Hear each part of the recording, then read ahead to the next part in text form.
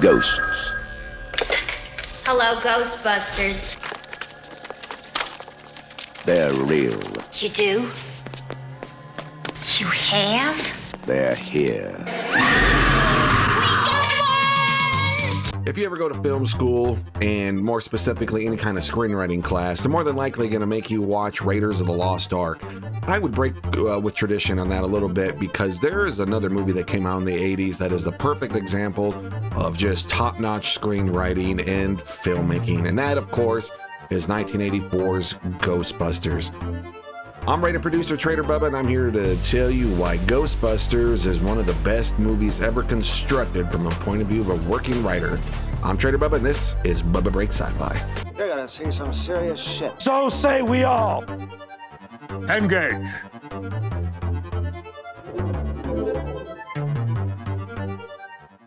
Now, unless you're Quentin Tarantino, your script has 3 acts, first, second, and the third act. Your first act introduces the character, sets up the world, and then there's some kind of plot device kickoff that sends you into the second act where you have rising conflict, action, suspense, romance, until finally you reach the climax of your film and go into the third act, which is all about resolution. It sounds simple enough, but when you break scripts down even more, every scene needs to have a beginning, middle, and end. Every act needs to have a beginning, middle, and end. And if it doesn't, you're wasting pages, you're wasting your time as a writer, and you're wasting my time as a reader or viewer of the movie.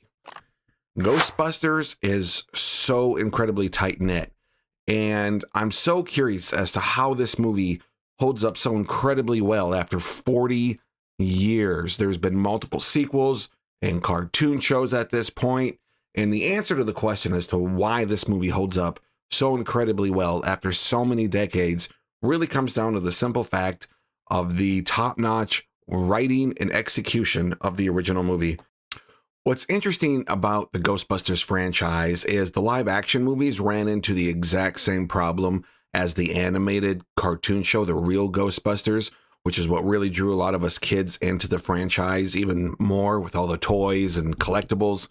Because after the first Ghostbusters, they finally made a sequel, 7 years later, Ghostbusters 2, but it just didn't work as well. And it so much so that the third movie just never happened.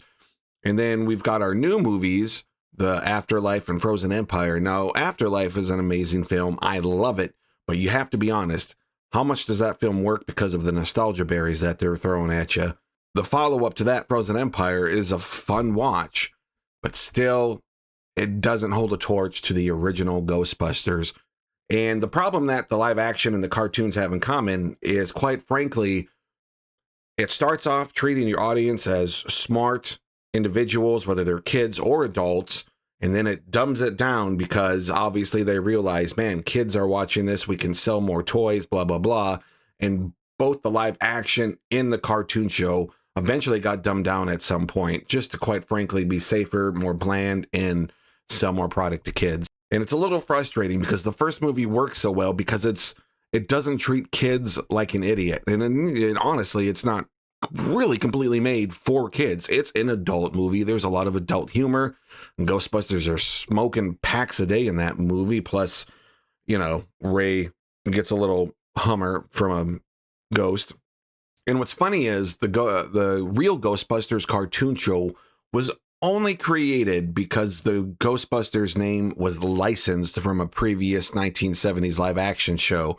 And then when the movie Ghostbusters came out, the old Filmation show wanted to launch a brand new cartoon show to sort of ride the coattails of this other franchise using Ghostbusters. And Columbia and Ivan Reitman said, oh, hang on, I can't have this weird giant gorilla Ghostbuster tarnishing my franchise. And they quickly put together the Real Ghostbusters cartoon. The problem is they got a really good writer named Michael J. Straczynski, I think his last name is, to head write and run that show. And once again, his thing was, I'm not going to dumb this down just because it's a kid's show.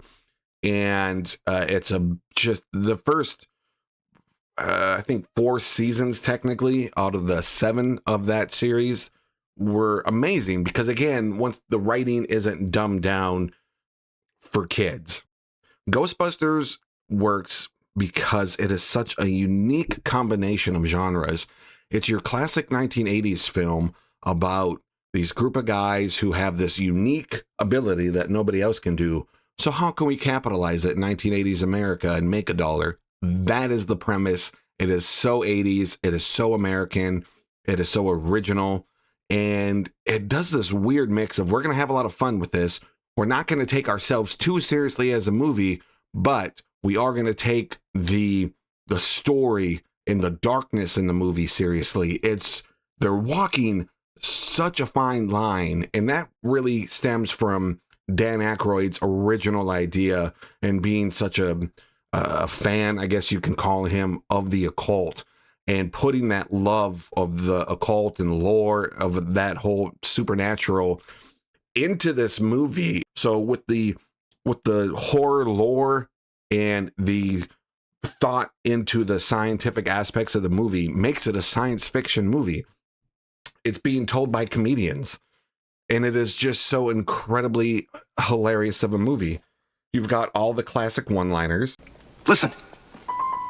You smell something? You've got these adorable scientists. Ray is the heart of the Ghostbusters, and everything he does is kind of that hilarious nerd kind of thing. Egon is the brains. He designs all the science, and he's always got his nose, buried in technology or a book. And Venkman is the 1980s con man that turns this into a viable business so they can all make money. There's so much going on in this script, and the execution of the writing is so incredibly tight. Not a single scene, at least in the final cut of the movie, is wasted. And I read the actual script years ago. There's really not that much in I believe it was the final draft of the script that really didn't make it into the movie. There's some different takes on some of the scenes and whatnot, but really what's in that final script is pretty much what you see in that movie.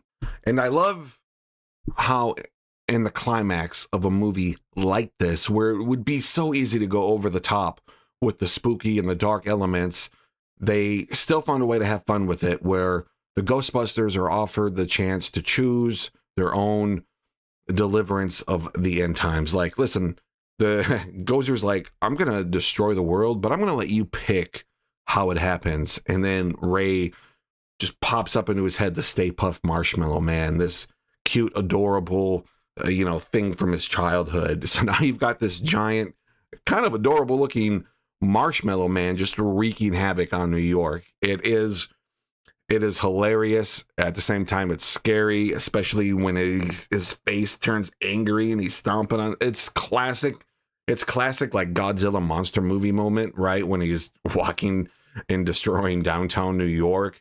It's larger than life. So now you got these 4 guys with these backpacks who are going, how the heck are we going to blast this giant thing? It's just everything about this movie is so incredibly perfect. And there's the perfect setup with a warning. And this is what men like to repeat to each other in public restrooms, where Cross the streams. Excuse me, Egon. You said crossing the streams was bad. Cross the streams. yeah, you can't cross the streams. So how do we defeat this thing? There's only one way. We have to cross the streams. We must be willing to sacrifice our lives in order to save New York. Hero time. It's so classic. And I don't know why, but modern movies have such a hard time pulling this off.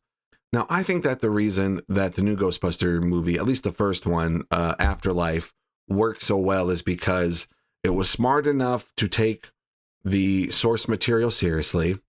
It made the spooky spooky. It made the funny funny. But it also wasn't over reliant on CGI. Sometimes you just can't recapture lightning in a bottle. Ghostbusters in 1984 came out at a time when special effects were still somewhat in their infancy. Obviously, Star Wars had come out about 7 years prior and just revolutionized special effects, but they were still incredibly time consuming and expensive. So to have this movie where you want to make a comedy with all these special effects shots in it, God bless Columbia Pictures. We're very lucky they said yes to such a wackadoo premise. even with modern day movies, especially in superhero movies, especially in Marvel movies, they're so focused on the look and the CGI and the special effects of everything that sometimes, quite frankly, they forget to tell a good story. And as much as I love comic books, as much as I love science fiction, those movies, the Marvel movies, I'm just not a fan of most of them. I just don't think they're compelling stories, because I'm a writer and a storyteller first. And Ghostbusters is such a fun story. Hey, this video is brought to you by TraderBubba.com. At TraderBubba.com, I got all sorts of fun new sci-fi shirts and mugs. Okay, hot. Release the Riker Files. This is actually one of my favorites, huge seller. And I survived Wolf 359. All proceeds do go to charity. The charity does change once in a while, so come back and take a look at that. TraderBubba.com. Link in the description down below. Don't come at me with real world problems in a movie right now, because we live in the real world and it's not good. Entertain me. Take me away for a minute. And I think the reason Ghostbusters holds up over so many decades, because no matter how hard the real world gets, you can stop, take a break for a couple hours, and enter this fun world where even at the darkest moments of these movies, especially the first movie, you're still going to have fun. You're still going to have a good time. You're going to laugh. And I think that's why this movie holds up so well over so many decades. Walking that fine line of humor, science fiction, and horror is incredibly difficult, and it takes masters to do it. And that's what the creators of the original Ghostbusters were. They were masters. And if I ever got to meet Dan Aykroyd, I would look at him and say, thank you for my childhood. Guys, I'm Trader Bubba. This is Bubba Breaks Sci-Fi. Thank you so much. Don't forget to like, subscribe. It really helps this brand new channel grow. I will see you in the next video. Don't go away just yet, because another video is popping up right here. This video, mwah, it's both tasty and satisfying.